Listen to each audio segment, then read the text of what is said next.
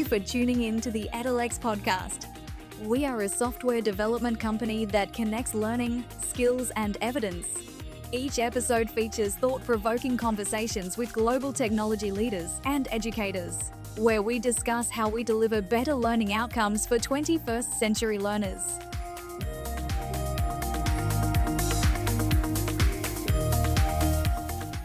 Hi, I'm Dan McFadden, co-founder and managing director at Edelex and also a director at SkillsAware. It is my great pleasure to be joined today by Ray Fleming. Ray is the founder of Stratentia.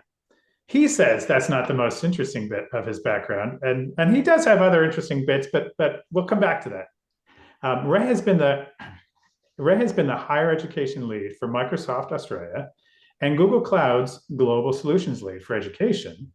And in the last few years has been very focused specifically on AI after 4 decades of being fixated on technology and education. Ray compares it to sitting on a ski lift where your legs and body are moving at 2 very different speeds. The lightning fast leaps into the unknown with technology alongside the careful and thoughtful pace of change in education. I love that comparison, and we'll come back to that as well, Ray. But thank you so much for joining me today. Yeah, thanks for the invite, Dan. It's always great having a chat with you. Yes, we do go back a number of years and had the chance to collaborate on a few things. So really looking forward to diving into our discussion. And again, we will talk a bit more about Stratentia, but having that great breadth and depth and length of experience certainly builds to the perspectives that you're able to share with us today. And yes, you have been exploring AI for quite some time. So more than 6 years, nearly 6.5 years with your AI in Education podcast with that Dan Bowen. And you claim to have read 250 research papers. I'm curious whether or not AI did the reading for you, but yeah, why did you do that? Let's give us some context. And what have you learned from 250 research papers? Yeah, okay. I'll fess up about the research papers a bit later. So first of all, the context for the podcast. So 6.5 years ago, I was at Microsoft. One of my colleagues, Dan Bowen, was at Microsoft, and we got into this conversation where he said, "Hey, we should talk about something with a microphone." I mean, typical middle-aged bloke thing. But would you believe it? We picked the most boring topic in the world to talk about, AI in education, or at least 6.5 years ago, it really was, because it was super geeky. It was all about how AI algorithms were able to do things like predict student dropout, or, it was that kind of stuff. And none of us knew that halfway through the lifetime of it, up to now, this thing would appear where AI suddenly escaped from being the geeky thing that people knew, but nobody knew how to do. Like you'd sit in a meeting with people and you'd say, surely we can build personalized learning plans. In fact, I went back to the OECD report from 2021, and they were talking about adaptive learning systems and student retention systems and using blockchain for credentials. And I'm pretty sure that when you were having those conversations, you'd be in a room with 6 or 8 people, and down the other end of the table was somebody with a hoodie, and you didn't know which department they were from, and they didn't say very much, but they were the person that went and did things. The one person who understood what you're talking about. Yeah. Right. Yeah, they were the geeks or the nerds, whichever is the polite way to call them, and they went off and did things. And that was the world of AI as it was 6.5 years ago. And even if I think back to my first AI course, which was maybe 10, 12 years ago, and I was learning about statistics and linear regression, all that kind of stuff. All of that is forgotten now. Yeah. Because we're now in this age of human AI where the skills you need to interact with it are the same as you need to be able to interact with humans. I mean, I haven't done my check to check that you're a real Dan rather than a digital Dan. But, we're kind of getting into that stage now where everyone can get their head around it. I think we're still in a stage where there is a lot of misinformation because of a misunderstanding about things. So everybody has got a different perspective about what AI is. Let's go back 2,000 years. the story from India of the blind man and the elephant. And if you take the blind man to the front of the elephant, he says it's a tree trunk. And if you take him to the middle of the elephant, he says it's a wall. And if you take him to the back of the elephant and you're lucky, he says it's a rope. That's AI for me. Everybody has a different perspective on what it is. It's that answer machine. It's the equivalent of Google search. It's my lifelong companion. It's my romantic partner. It's my thing that summarizes research papers for me. It's like it's got all of these different use cases, and people have different perspectives. So we're just like any community I work with, any organization, there are lots of blind people Mm, touching one part of AI, not aware that there's lots of other stuff to it. fascinating. Yes. Well, And and I think if you can extend that analogy and think about how quickly that elephant is changing, right? yeah, So suddenly, is it a camel in the middle, and you feel that hump on the top? So well, so yeah. yeah, let's talk about that in the context of the research papers. So yeah, Mm, you're right. I've read 250 research papers. So what I'm trying to do is keep abreast of the research coming out about the impact of AI in education. What's good practice? What's bad practice? What case studies are there that are out there that are informative, that are evidence-based? Um, and so I read a stream of research reports. Now, my reading of research reports is not the way that you're taught to read research reports academically, because I once read a guide about how you're supposed to read research reports. So you read them once, and then you go back and read them again with a new understanding, and then you go back with questions and read them again. So it's basically 4 hours to read a research report. right. So Right. I think the maths tells you I've not read 250 research reports. Mm, right. But what I've done is I've trained AI to read research reports for me the proper way, but then it does two things. One is pulls out the key information, but then the second is makes it relatable to human beings Perfect. because Yep. I'm not an academic language person. And so I find that research papers tend to hide the interesting stuff. They Mm, hide the interesting stuff on page 14 rather than in the abstract. yeah. And Yep. they also hide it behind language, complex academic language. And when we talk about this stuff on the podcast, I'm talking to a teacher in a classroom who's got 20 minutes to listen to a podcast on the way to work. So it's got to be pretty clear. And so I use AI to help me in that translation process.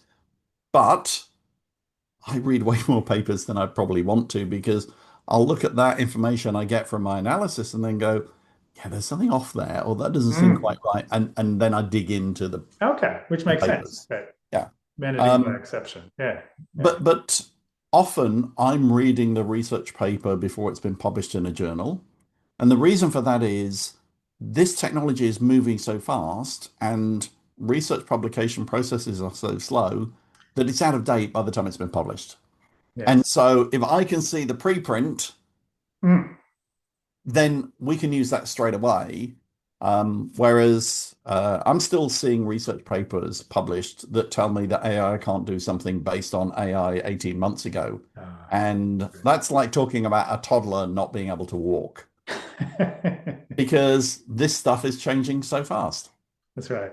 When we were actually thinking about having this interview in December last year, and like, wait, December to January, and that's too late, right? So things will have shifted. So let's talk about that and that analogy of riding that ski lift and technology's heading this way, but the educational institution body is heading maybe that same way, but at a much slower pace. So and I'm sure your answer 18 months ago to this question would have been very different in terms of how institutions are handling and leveraging AI.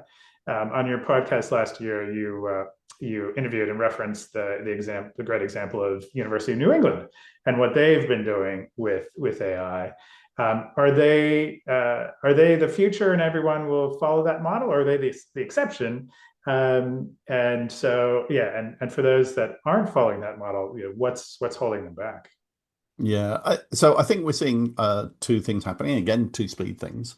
Um, One is we are seeing big, important education institutions making a decision that they have to put AI into the hands of their staff and students. Let's go to the kind of number one, number two in the world, Oxford University. Oxford said, we are going to put ChatGPT education into the hands of all of our staff and students.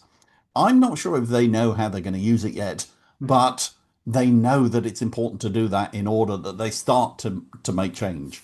But then they also, a few weeks ago, said, we're going to put Harvey into the hands of all of our law students.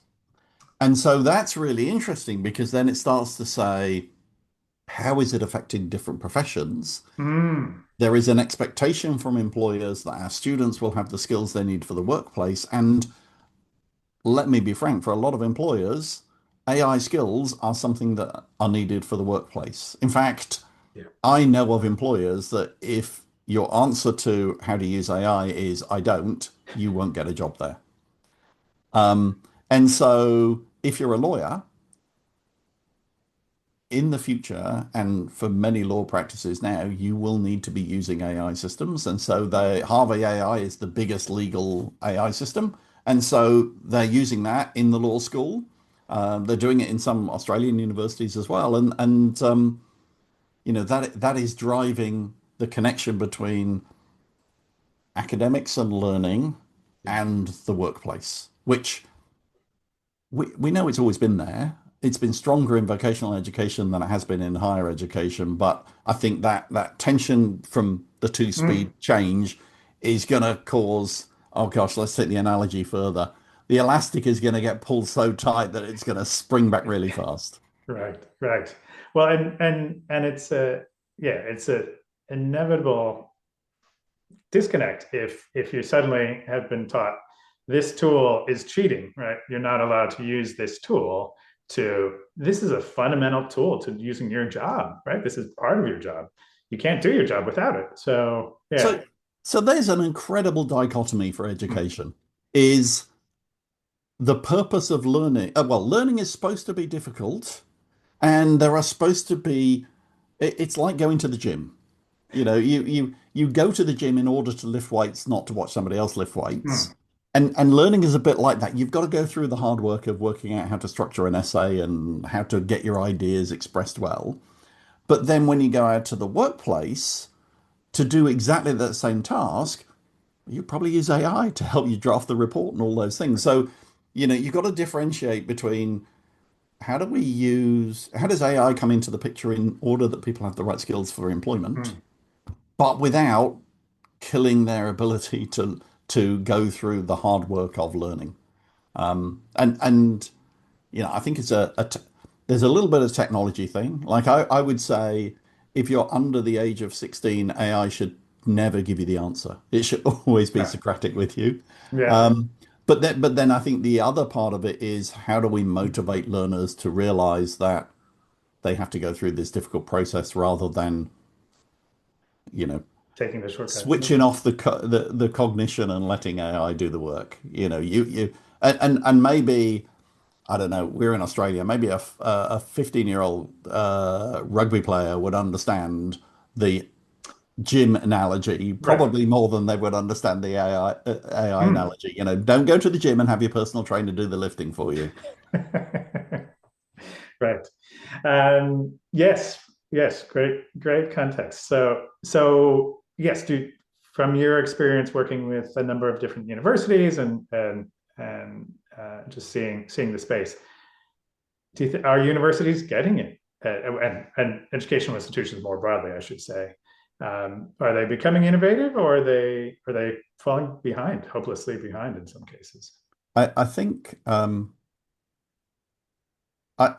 I don't think that anybody is falling behind. It's just that perhaps the pace of change has moved up. Hmm. So, I only think about AI. Every morning, I'm only trying to find out what's happened with AI, and I can barely keep up. So how can a system or an institution keep up? So I think we're still in that stage where it's emerging technology, and new things are being discovered, new use cases are being discovered every day. So I think it is difficult to keep up, but I think that we're starting to see some areas where it is becoming clear that it's got a genuine help for the education process. So I think we're going to start to hone down on one of the most important first use cases agreed across education will be AI as a tutor, not as a teacher. I earnestly do not believe that AI is ever going to be able to replace a teacher because a teacher does way, way more than give you information. Right. But AI as a tutor, I think we're going to start seeing a lot of focus on those use cases. Um, and then I think other use cases will come along, and that will help us then to be able to say, this is the positive role it can play in education. Hmm. And we can start to nudge out all of the either the negative roles or the ways that it can, cause us to feel like we're moving forward, but we're not. So yeah, I think we'll kind of start to see that. But the challenge for the education system is how do you keep up with all of that? Even just what AI should you enable for your students? It's probably easy when you've got an 18 plus audience. Hmm. But if you're vocational education, if your students are starting at 14, 15, or 16, it's a very different world about how you provide resources and facilities for them. So that governance piece is really important. Yeah. Yeah. And obviously, yeah, there's a lot to dig into on that. But that's encouraging your broad view that institutions aren't falling behind. Um, I do wonder about the urgency and immediacy of expectations of consumers, right? So Yeah. who has the time to go to a 3 year or 4 year undergraduate degree when they can do a yeah, a boot camp, or they can do accelerated or work integrated learning, blended models. So it will be interesting to see how that evolves and just these expectations. Well, look, I can learn all that, or I don't have to learn it. I can just have my assistant here help. Yeah, I think it puts some real pressure on the education system because of that mismatch potentially between the learner and why they are coming to university and the employer. Because the number one reason people go to university is to get a better job. Like I know that there are lots of other reasons, and there's lots of socioeconomic stuff in there, but Yeah. actually the number one reason people go to university is to get better employment chances.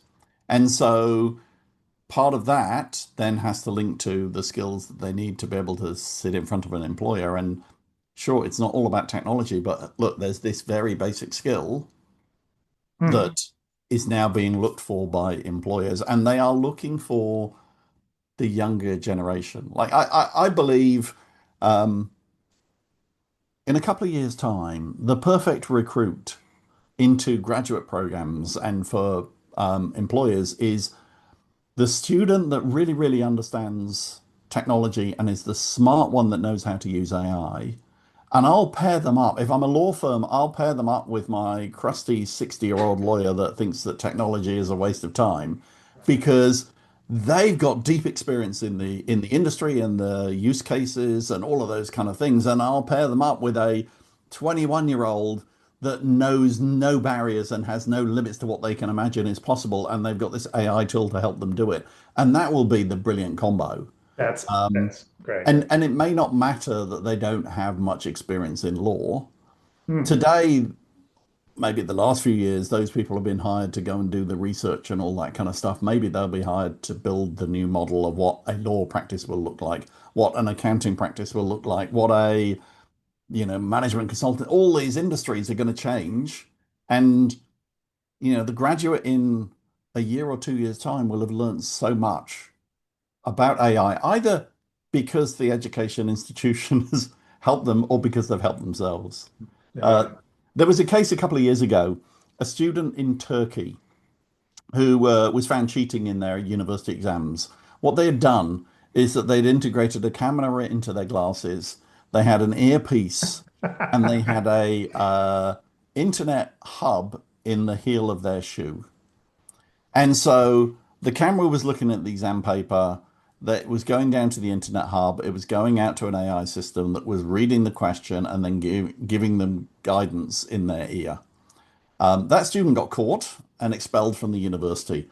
I reckon there would have been a pile of employers waiting at the exit door, waiting to hire that person, because that's the kind Absolutely. of innovation and efficiency that you want as an employer. Okay, doesn't match with the education experience because we're trying to do something different. But that's the two worlds. That's great. Now, I'm not sure if that's that modern day Maxwell Smart or Mission Impossible, but that yeah, that concept of not having boundaries, not I need to go through the process, I need to spend 10, 15 years. Um, well, so yeah, you've talked about the transition to workplace, and so I'd love to let's pull that thread a little bit more and talk about skills in an AI future or in an AI present.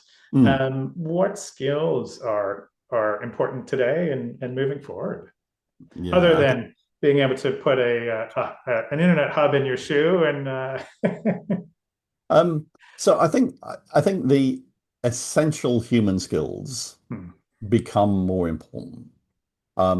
Collaboration, communication, critical thinking.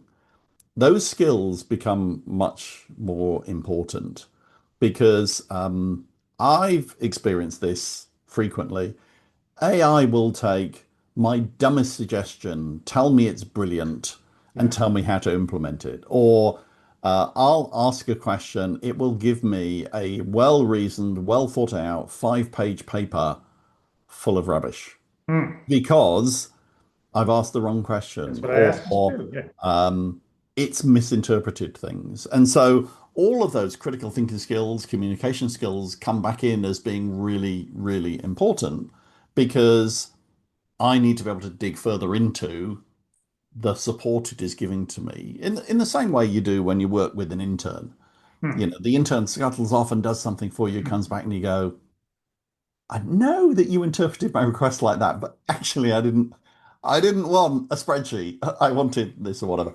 Um, Yes, right, the challenge I think for the education system is that we have maybe focused a lot on fact retention and recall. And we've drifted away from the essential human skills because they're a lot more difficult to assess. right, Um, and I'd argue we probably worried that the assessment has been subjective rather than objective. Oh God, I'm going to go back about 25 years ago with the chief examiner of exams in the UK, and we had this conversation about the examination system, and they were very driven around objective assessment. And then I explained how recruitment happens in the commercial world, which is like at Microsoft in the UK, we used to interview 1,500 potential graduate hires in one day. There'd be a big panel of us. I would see 25 people, and in 20 minutes, I would subjectively make up my mind whether that person is the right kind of fit or whatever. right. Um, now And we probably in we the first 20 seconds, right? oh, You at least had an indication, right? we've all done that, haven't we, Dan? Where you're interviewing somebody and you know you've got to make the interview last 20 minutes, but you're not sure how you're going to ask the next question. So you're in that situation. Well, we've kind of lost a bit of trust in the education system and the educators to be able to make those judgments for us. So we've added big, complicated assessment systems.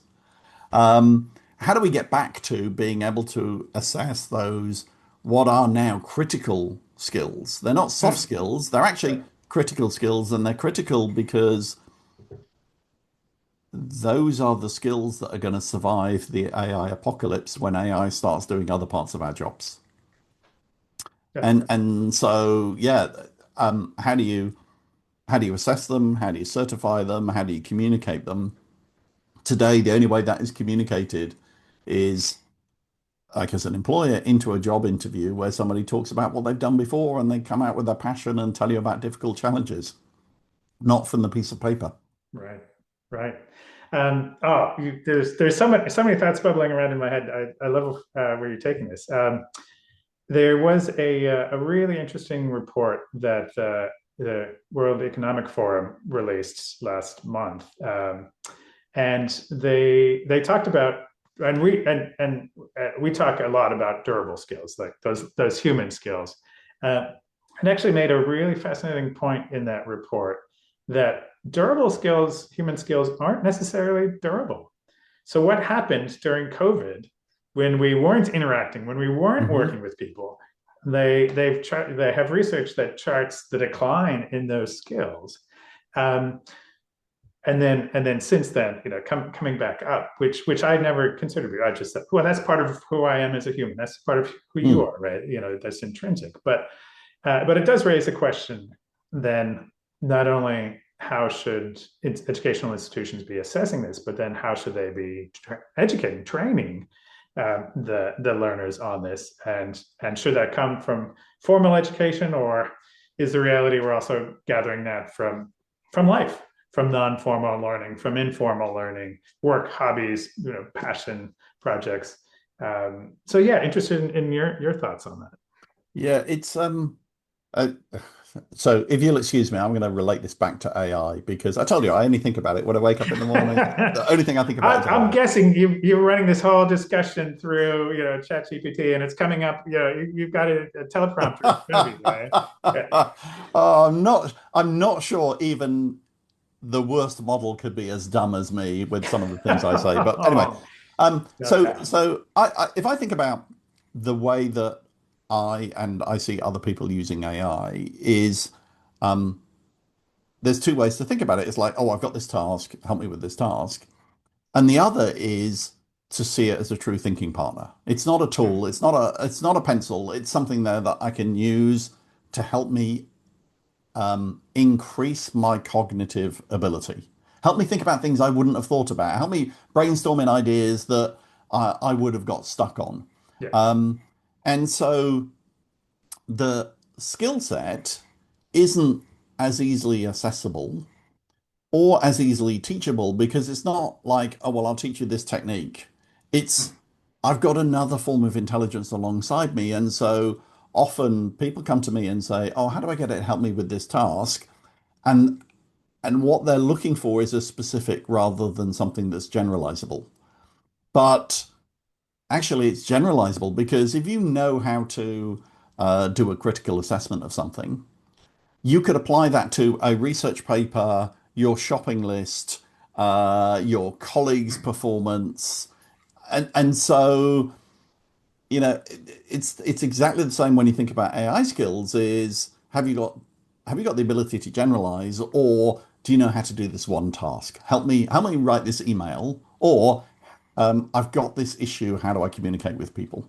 And so that then fits back into it's more like those durable skills, which is a broader set of skills that you can apply in lots of different situations, rather than being a technical skill that you apply to a particular task. It's not a tool like a spanner.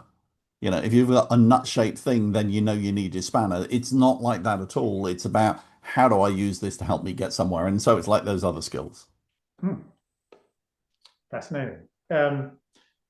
Yeah, let's dig in a little further. And again, that the report that I mentioned, it's called New Economy Skills: Unlocking the Human Advantage. And at the end of it, in addition to the great research in the middle, it has a call to action around how to develop, assess, and ultimately recognize or credential Yep. human-centric skills, these durable skills that we're talking about. And yeah, obviously, won't go into all the detail, but they have those three phases: assessment, development, and credentialing, and trying to get a sense of the whole human beyond what they can do in terms of a paper test or right. So those, coming back to some of the points that you made, and basing it around authentic assessment. And then the actual developing these new economy skills, or the durable skills, and then ultimately capturing evidence and recognizing that. And this is something that's near and dear to my heart at both Edelex and Skills Aware, as you well know. Do you see AI in all of that? Some of it?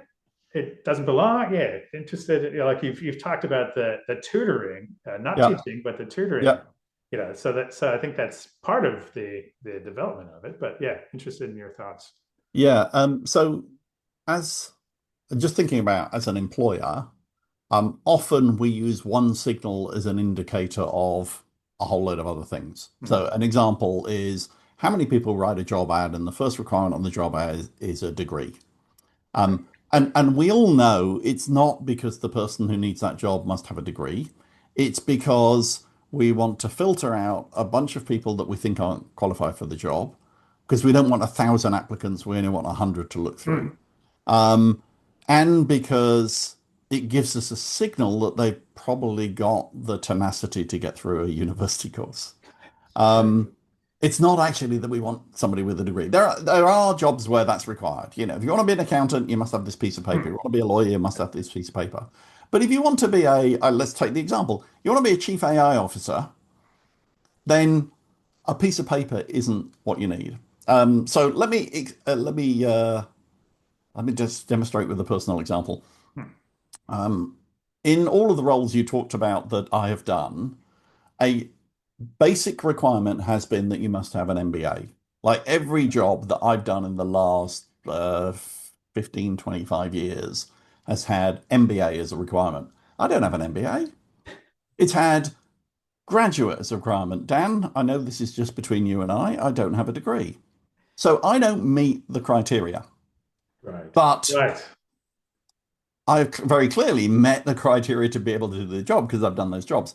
What I find fascinating is I was doing some work with a large financial institution. They were saying we're having difficulty finding candidates. And so I put myself into their candidate system for a job that I could do tomorrow. Hmm. And it took them no less than 20 seconds for the system to say, oh, we don't have anything for you. Right. And Right. I know it's because they checked some lines and I didn't meet those lines. And then it's like, chuck it out. Hmm. So, yeah, the credential system, as opposed to the qualification system, like how does an employer get matched with the person with the right skills? The education certifications have become a proxy for those skills. And I would argue 80% of the people my age do not have a degree. Hmm. If you are my age and you're an indigenous person, you are almost guaranteed. I mean, the proportion is less than 1%. So if you're recruiting Wow. somebody who might be, say, in the age 50 plus, the fact that they didn't do this thing 20, 30, 5 years ago Yeah. isn't relevant. But the fact that you're asking for it automatically is disqualifying the people that you say you want to try and hire. Hmm. So look, if you're not attracted to a new way of credentialing people, then perhaps the risk of using the old way might be an incentive to think about the new way. And and then to answer your question, because you asked a question specifically about AI and its role in that, yeah, wouldn't it be fascinating? Because I think AI could have a role in being able to do more objective assessments of things like communication skills and critical thinking and collaboration than you might have in other ways. And you're certainly going to find a way that will do it much more cost effectively, I think. Yeah. Yep.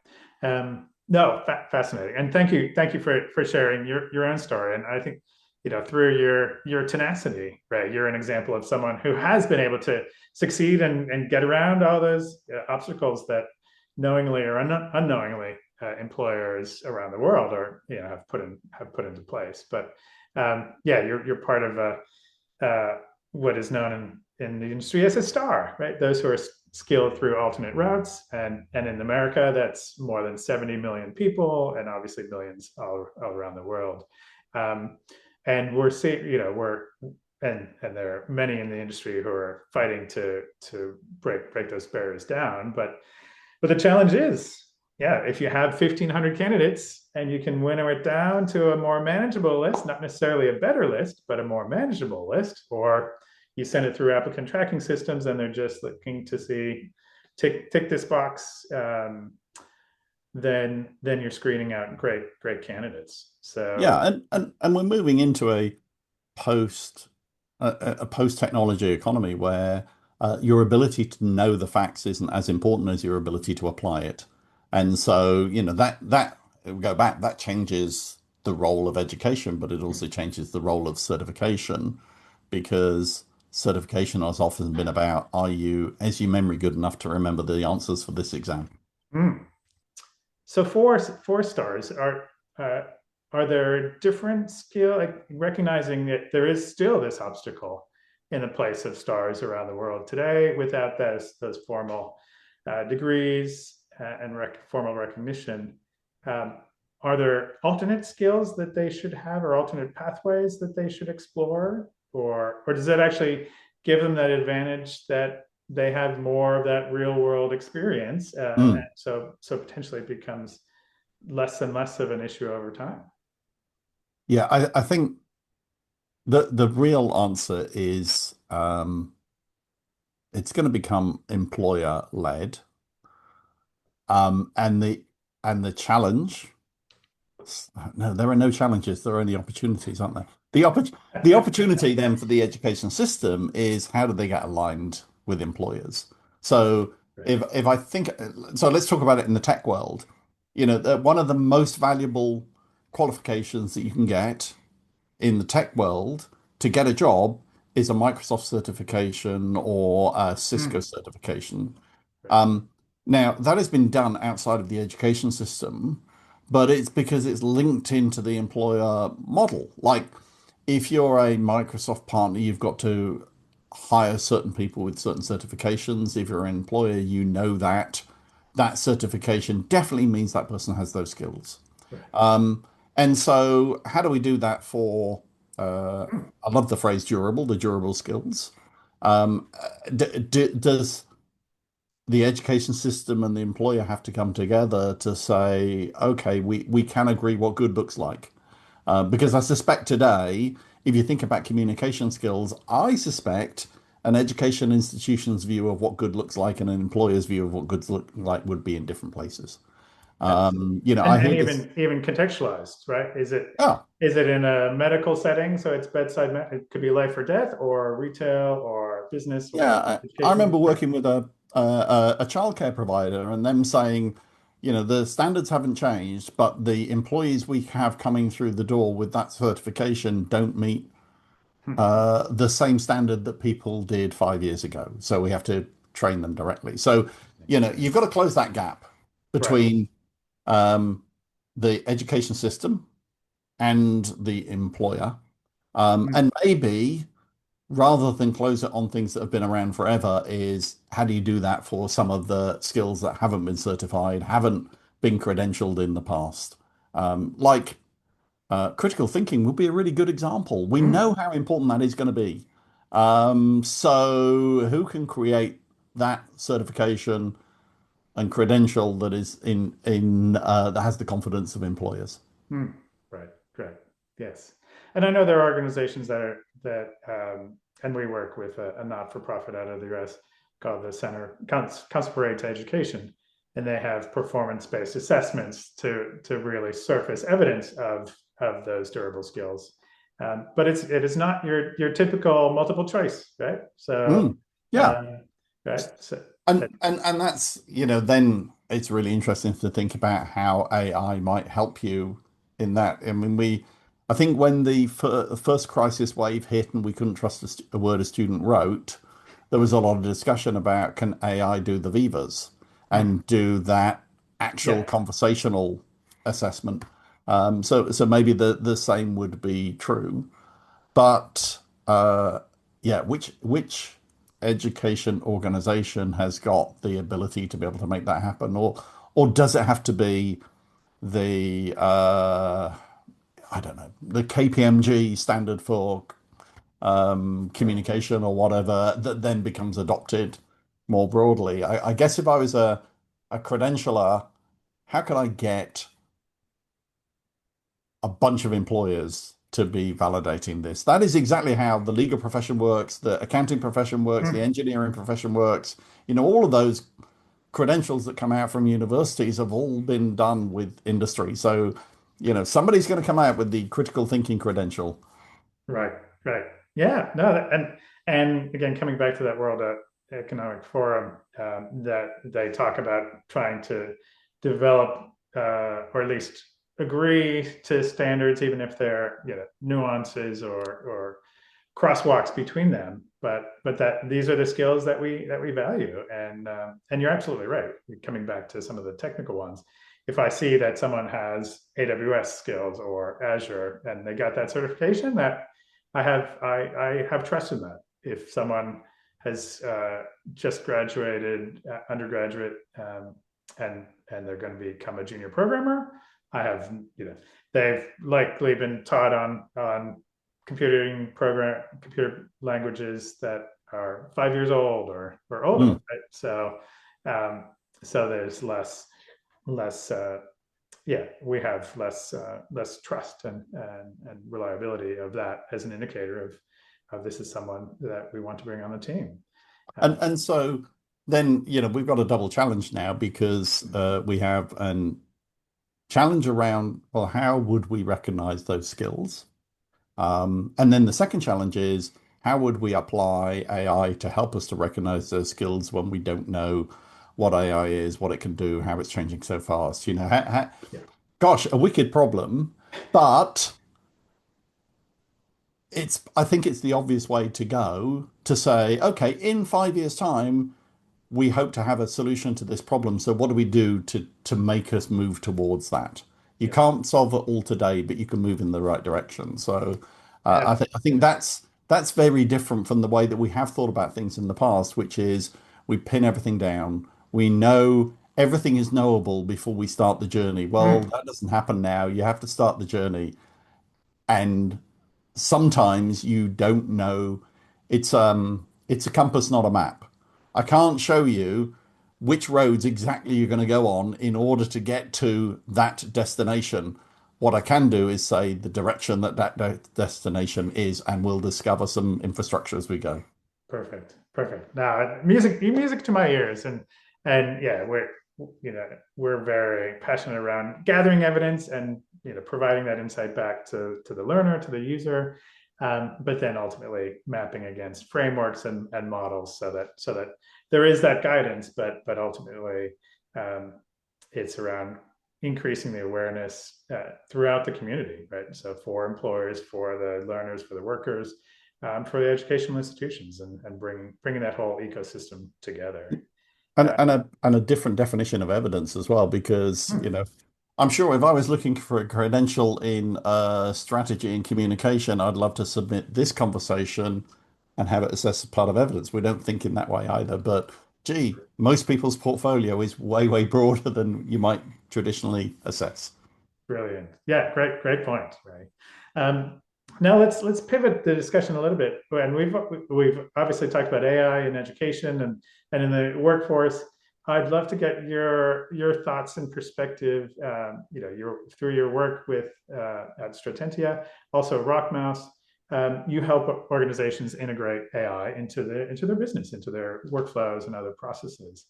What do you see? Like, what's the single most or largest mistake that you see organizations making when they're trying to jump into AI? Um, I think there's a couple of things. So typically, most organizations are at the personal productivity level. It's you, me, Hmm. everybody using AI. They don't have to hide it anymore like they did 18 months ago, Right. but it's people using it themselves for their own productivity, maybe a little bit of team sharing. But one thing that should make everybody feel better is those big glowing case studies we read. The Klarna that got rid of 700 people in the call center so they could use AI. The businesses that are just doing everything differently. They are the exception, Hmm. rather than the rule. So don't worry that you're missing out. Do Good. worry that your organization hasn't got a culture of learning, and do worry that your organization doesn't have a set of governance that your staff can then be confident that they're doing the right thing. So I've been doing a lot of work around governance with organizations. With RTOs, I've worked with the FSO, Future Skills Mm, Organization in Australia, to help create a governance pack for RTOs. You could do it yourself using the governance pack as a a paint by numbers kit, or I'm working with organizations to help them do it. I'm running workshops to help groups of organizations to be able to do it. So, getting that governance in place is pretty important because then your team know what they can and can't do. And that is really important because currently they're all individually carrying the stress of doing this thing, but not sure if they're allowed to or not. And the answer isn't to say, oh, it's okay, we've banned everybody from using AI, so that's fine. Because everyone's just doing it on their phone or they're doing it at home yes, and your right. stuff is leaking out everywhere. But also you've got to be realistic. There's no point creating unless you are, I don't know, something like a bank where you've got a super controlled Yeah, environment, and every bank employee carries two phones around, one for their job and one for home. Unless you're somebody like that, everybody is doing AI in one way or another. So, give them safety, give them yeah, security, but don't make it onerous because if you make it onerous, they'll just go and do their own thing anyway. Um, but and so the mistake is one, not having that governance in place that help clarify things for people. The second is not recognizing that we're all on a learning journey. It mm, doesn't matter. You don't need to pin it all down. What you need to do is just take a few steps forward. And it's not just about the individuals, it's also about the teams. IT teams have a lot to learn about the way that AI projects happen because it's very different from conventional IT projects. The risk and governance people, it's very different for them. So across the teams, I find with organizations I engage with, often I engage at one level and then it goes up and down.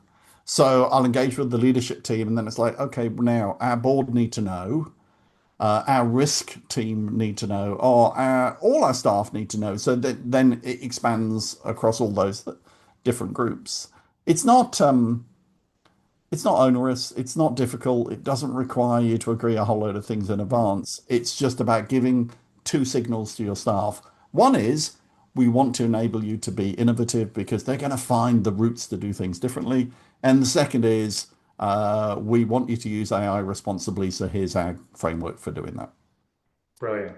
No, that's great. And as you're talking through that, I was reflecting on our own journey at Edelex Mm, um, and how and this would be true in any company. You have the early adopters and you have some who are resistant to it, um, and we've implemented mechanisms where people can and we encourage it and we do it ourselves, show examples of AI innovation in their own role. And at our monthly all hands, having people stand up and say, this is how I do this process. And so we have had some people who say, oh yeah, it doesn't really help me for what I need to do. mm. And then fortunately very rare, but then more and more people are saying there's no way I could do my job without it. Like it has totally transformed it. Um, and so I guess, yeah, back then to the reflecting that back to you, and you said most people think about it as a productivity versus a transformational piece. So where do you see that balance? And are we shifting towards more transforming the way we work or the way we educate or the way we learn? Or is it more just more people are stuck at that? I can finally catch up with that load that's been in my Yeah. inbox or on my desk or, yeah. Yeah. So I think from the productivity level, and I think of it in three phases: productivity, personal productivity, Mm, process productivity, which is about teams and organizational things, and then paradigm productivity, which is a completely new business model. So, um, Uber is paradigm productivity. They said, what the customer wants to get from A to B. How do we design that process? It didn't start with today yeah. and design changes to today. Um, what I see often in organizations is the personal bit, people are getting on with that. The process bit can be tricky because you've currently got a suboptimal process that has maybe grown over the years and it's got all these manual tweaks. And your team are almost providing the glue between the gaps in the process. And if you don't understand that, then either you automate a terrible process Right. with Exactly. AI, or you've got a process that breaks down because you hadn't realized all this glue happens. So often I think it's that chance to take a step back and go, well, if we didn't do this today, but we were trying to achieve that outcome, how might we achieve it in an age where we've got this extra piece of intelligence available to us? So yeah, don't just automate your existing crappy processes, Right. and that comes out again and again in the research and the case studies that if that's what you try to do, you're going to be on the cutting room floor of AI projects that cost a lot of money and failed. Mm. And then the innovation piece, that paradigm model thing, well, which industry, which organization in the industry is going to vote for themselves to become redundant? The new model of higher education isn't going to come from an existing faculty in a Yes. university. So, you know, either it's going to come from a startup is going to create a new way of doing things. That's traditionally where it's come from. Or you create an innovation unit within your organization. You say, you know what, you don't have to follow all of our rules. Yes. And Please don't actually. Yes. yeah, but and so we've got like here in Australia, we've got Texa, we've got all of ASQA, we've got all the different regulators. Well, the interpretation of the rules Mm. turns out can be interpreted more than one way, and so you can still be fully compliant but interpret things in a different way. But people need the free space to be able to do that. So, where I focus my time, my big agenda, Dan, I set out a year ago to say I want to educate and help 100,000 people work out how AI can make a change in their industry. Um, oh, and make a living out of it. Turns out that 100,000 people is easy. The living out of it, it's more of a challenge because it's um, it's not very solid. It's like there are so many things you could do. Mm. It's difficult to go from possibility down to, well, let's do this thing. Um, and so that's probably the stage we're at, which is how do you get everybody aligned and aware? I try not to think about AI literacy. I think about AI fluency. If you're a strategist or a leader of an organization, the kind of fluency you need with AI is about what are the kind of things it might be able to do now and in the future, and how might it adjust the way that our organization works and our organization is structured. Um, if like the jobs that our teams should be doing are the jobs that they never get to on a Friday afternoon, that always go on next week's action list. They are important things, but they just didn't happen to be urgent this week. Right. If we can use AI that mean they can get to that list on a Thursday and get some of those things done, that is awesome because as organizations will grow and improve, things will get better because we're now able to do the important but not urgent things. Yes. I see it in a very different framing to, I think, how some of the tech industry see it, where it's all about put this in and you don't need as many employees. Mm. This isn't Woolies and Coles putting automated tills in to mean that we need less humans. This is about organizational growth and opportunity of the what's the important stuff that we never get to because we're doing all the unimportant but urgent things. Brilliant. That's yeah, and I love that multi-tiered model you have. And so this is the work that you do through Stratentia, right? So that's Yeah, so governance, fluency, strategy. I've done workshops with teams. I've done workshop with leaders, long term, short term. I've dropped in for an hour with a board and just given them the current state of play. And more than anything, the reaction I often get at the end is, I had no idea.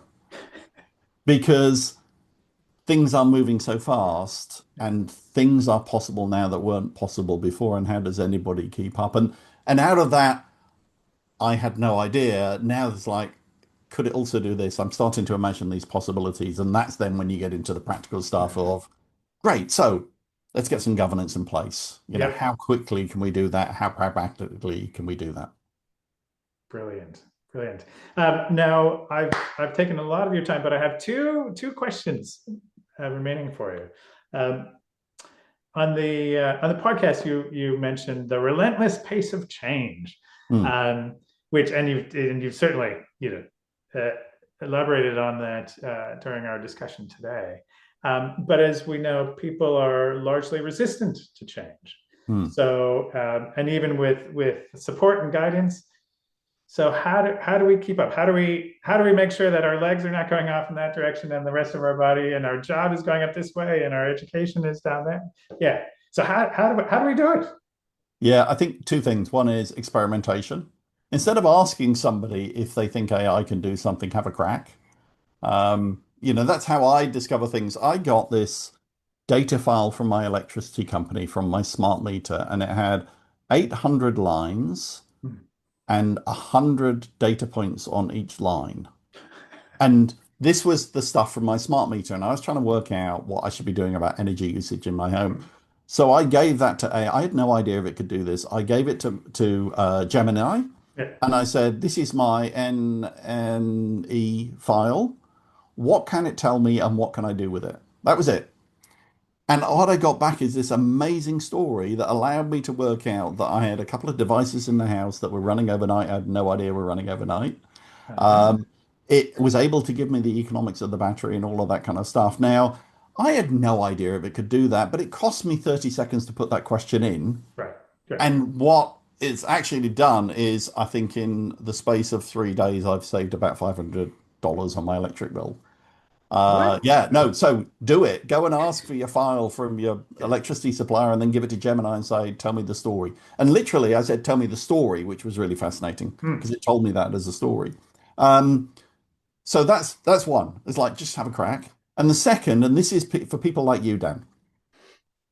I can see that look in your eye. I've been stereotyped. Okay. All right. Let's see People, what you got here. people at the top of organizations talk about how you're using AI. That gives two things. One is it gives people ideas, but the second is, and most importantly, it gives a very clear signal that you think it's a good thing, and they will then think it's a good thing. And right down at every level of the organization, people will start to open up to possibilities.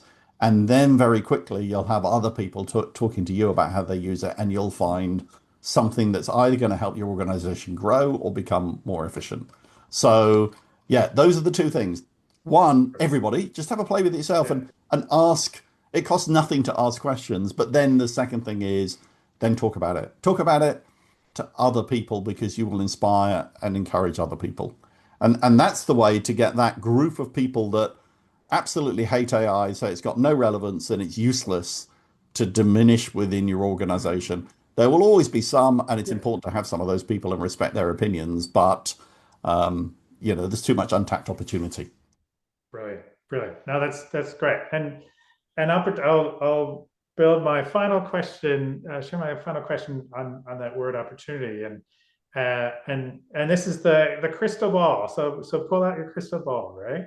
And look, well, I know it's hard to look 1 year ahead, but 3 to 5 years down the road, what is the impact of AI? And I say this in the context that overnight, AWS announced that they're laying off 16,000 people. So the last two rounds, that's 9% of their global workforce. Um, you hear stories of graduates are not being hired in the legal Mm. profession, or so we could say lots of challenging things, but also so many positive and innovative. And so where do you fall on the spectrum? Is it going to transform our economy? Is it going to trash the economy? Will it just have a trivial impact? You can pick anything. It doesn't have to start with T, but those are some that came to mind for me. So yes. Um, yeah, I think it could go either way. Um, so let me take you back to sitting with a board, talking about AI, talking about those different levels of productivity.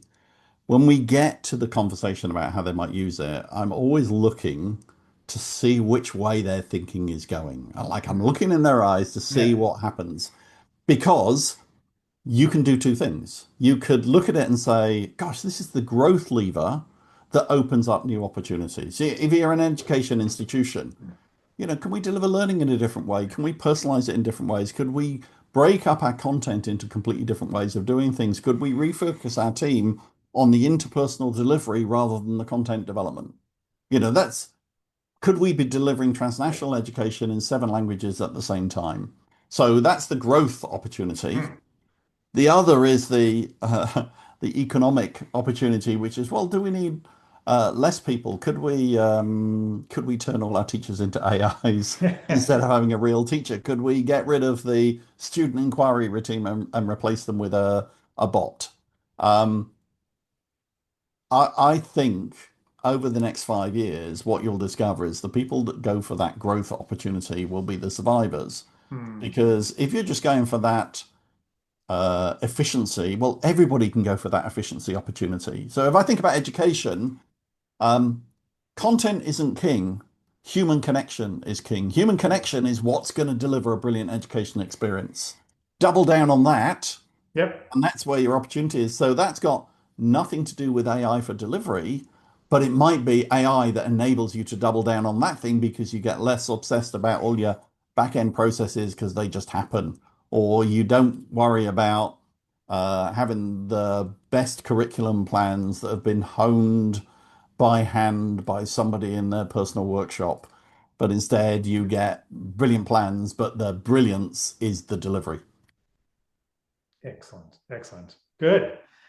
Well, that's great. And I was at an Edugrowth CEO ClearPath Syndicate recently, where I know you've spoken in the past, and we had this vibrant debate on where are we headed with AI and the at a macro level, and it was the full gamut of responses from no, government will step in, especially Europe, that they'll just make it illegal to do or to fire people, and then others saying this is like 5 years, the world as we know it is done. So I like your recognizing, things could go either way, but that optimistic to say, well, here's how you make it. Organizations and individuals can make a difference in their lives, in their business. Okay, so the last piece of advice then for an individual, and it's the advice you should be giving other individuals, is whatever you do, don't let AI let you switch your brain off. Use it to extend your brain rather than replace it. It's a bit like social media. Social media shouldn't replace all your personal connections, but unfortunately for a group of people, that's what it's done. Yes. Could AI be the same? Might there be people that use it to extend themselves and other people that use it to replace themselves? You might get your wish, unfortunately. That's true. Wonderful. Oh, so much thought-provoking perspectives today, Ray. So thank you so much for your time. So how can people find your podcast? Well, we can put this in the recording. Yeah, I mean, the podcast is easy to find. Just search for AI in education. You'll either drop into an episode where we interview somebody really fascinating in education, or you'll drop into a conversation with Dan and I talking about the latest news and the research. We alternate them between weeks. Some people say the interviews are great. Some people say the news and research and the interaction between Dan and I is great. I'll let other people be the judge of that. And then the easiest way to find me is just to go and look for me on LinkedIn. I'll show up if you look for Ray Fleming on LinkedIn. That's easier than trying to remember my company name or the other companies I work with. Brilliant. Wonderful. Yeah. Well, thank you so much. Yeah, lots of thought-provoking feedback, and yes, we'll put this on and split it into different segments. But people may want to watch it from beginning to end. There's so much great content in there. Thanks, Dan, and thanks for your time. Thank you, Ray. Cheers. Bye. Thanks for tuning in to this edX podcast episode. Don't forget to follow us on your podcast app so you don't miss a thing. And be sure to visit our website at edX.com to learn more.